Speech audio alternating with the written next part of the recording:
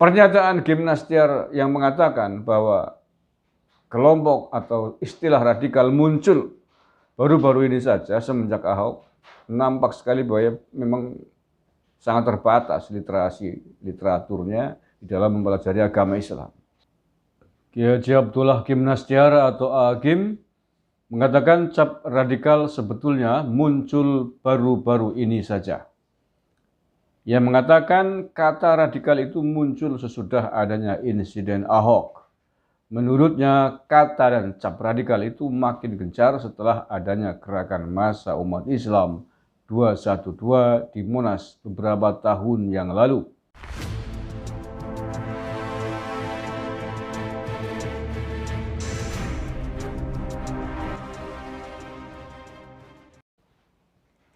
Assalamualaikum warahmatullahi wabarakatuh. Salam Nusantara, salam sejahtera untuk kita semuanya. Salam Om Swastiastu, Namo Buddhaya, salam kebajikan rahayu. Saudara-saudaraku sebangsa setanah air yang saya cintai, saya banggakan, bertemu lagi dengan saya Agus Mar dari lereng Gunung Slamet di Banyumas, Jawa Tengah. Apa kabar semuanya? Saya doakan semuanya sehat-sehat, bahagia selalu, murah rezeki, panjang umur, sehat, waras, berkas, akas, rajin keramas. Gimnastiar. Walah Kim. Ilmu pengetahuan memang tidak bisa dibohongi. Kedalaman kealiman seseorang akan terlihat dari statement dan gagasan-gagasan pendapat-pendapatnya. Walaupun memakai udeng-udengan ulama besar pakai jubah, tetapi kalau tidak menguasai apa yang harusnya dikuasai, ya seperti itu.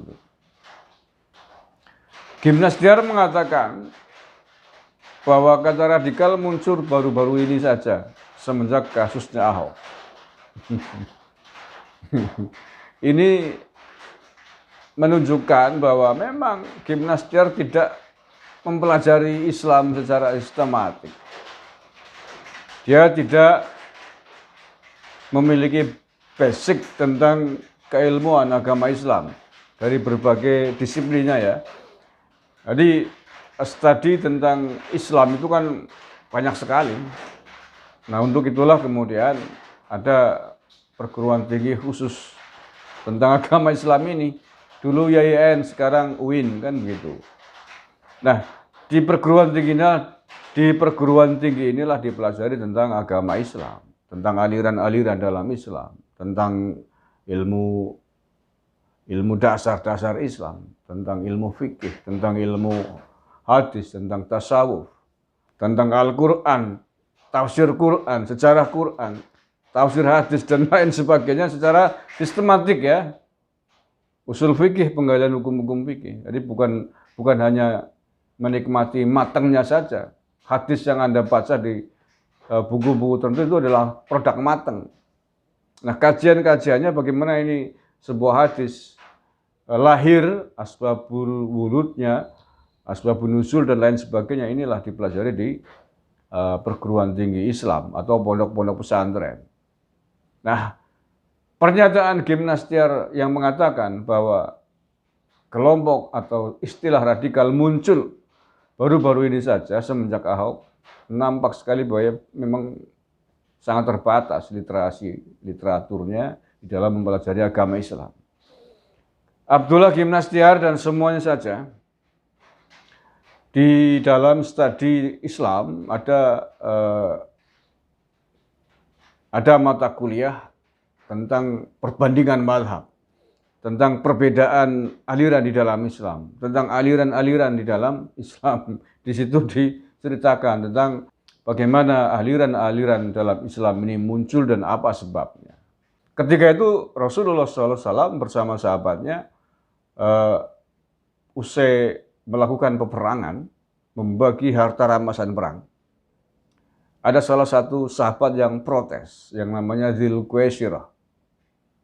Protes kepada Nabi, mengkoreksi kebijakan Nabi membagi harta rampasan perang itu dan menuduh, menjustis, mengatakan Nabi tidak adil di dalam membagi harta rampasan perang.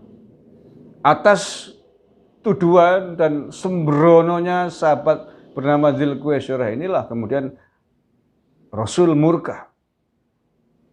Rasul mengatakan siapa lagi yang bisa berbuat adil hari ini kalau bukan saya, yang lebih berbuat adil daripada saya. Sahabat yang lain pun ikut murka, ingin membunuh Dzulqaisyarah ini, tapi dicegah oleh Rasulullah. Dan setelah itu Rasulullah mengatakan bahwa nanti akan muncul generasi dari keturunan orang ini yang di dalam berislam hanya simbolnya saja, hanya bajunya saja, hanya dari mulutnya saja. Hafal Quran, hafal hadis, semua itu hanya sampai pada tenggorokan dan tidak sampai kepada hatinya, tidak melewati tenggorokannya. Artinya Islamnya hanya di mulut, di bibir, takbar takbir, dalil pinter. Dan Rasulullah mengatakan, saya bukanlah bagian dari mereka dan mereka bukan bagian dari saya. Nah, maka jangan heran ya. Jangan heran kalau hari ini ada orang kemarin sore baru bisa alibata, bahkan alibata saja belum bisa, belum pernah ngaji, berani memprotes ulama besar. Berani memprotes kiai yang sudah belajar belasan tahun di pondok pesantren. Itulah mungkin anak turun ideologi radikal yang dulu disepatani, dikutuk oleh Rasulullah SAW. Karena pada zaman itu sudah muncul Dzulqaisyarah, sahabat berani mengkoreksi, menuduh Nabi tidak adil. Jadi kalau sekarang kadrun-kadrun ke barat menuduh pemerintahan Jokowi sebagai rezim zalim, rezim yang tidak adil, ya jangan kaget. Jangankan Jokowi, Rasul saja dulu dituduh tidak adil oleh sahabat. Bibit dari nenek moyang atau babonnya kelompok radikal itu. Nah, radikalisme muncul secara nyata sampai kemudian melakukan tindak pembunuhan, lahir sejak zamannya sahabat Ali karramallahu wajhah. Ketika itu orang yang bernama Ibnu Muljam membunuh Sayyidina Ali dengan kalimat tauhid, dengan ayat Al-Quran. Ya, jadi jangan bilang bahwa tidak ada radikalisme dalam Islam. Islam mengajarkan rahmatan lil alamin. Tapi orang yang memahami Islam dengan kebodohan bisa menjadi radikal dan bisa melakukan tindakan yang sangat anarkis karena kesalahan di dalam memahami agama. Yang dicontohkan pertama kali oleh Ibnu Muljam membunuh Sayyidina Ali karramallahu wajhah. Dengan pedangnya, dengan kalimat takbirnya, ia membunuh Sayyidina Ali. Padahal Sayyidina Ali itu siapa? Rasulullah mengatakan, Ana Madinatul ilmi wa Ali babuha. Saya adalah kotanya ilmu dan pintunya adalah Ali. Sayyidina Ali. Untuk menuju kota harus melalui pintu. Kalau Anda mau mencari ilmu, ketika itu ya harus melalui pintunya, itu Sayyidina Ali. Dibunuh oleh Ibnu Muljam. Inilah bapak moyangnya radikal yang pertama di dalam Islam. Inilah bibit bapak moyangnya kelompok Khawarij. Kadrun Khawarij radikal ya ini, dari generasi ini. Ya, Game, kamu pernah kuliah nggak sih? Kalau makanya jangan memakai baju ulama, jangan memakai baju kiai kalau Anda tidak menguasai ilmu agama Islam ya apalah, ya nggak harus sempurna, tapi setidaknya sebagaimana lazimnya seorang ulama. Anda mempelajari ilmu matang sudah jadi, ibarat sate Anda itu tinggal makan sate ini, tapi tidak tahu caranya membuat sate bagaimana. Tapi sudah sok pinter tentang keilmuan sate, kan begitu.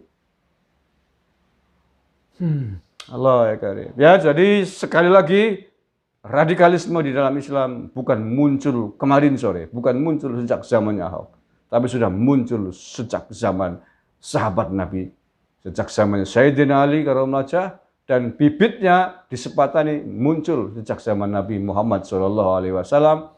Ada sahabat bernama Dzul Khuwaisir yang berani memprotes Nabi.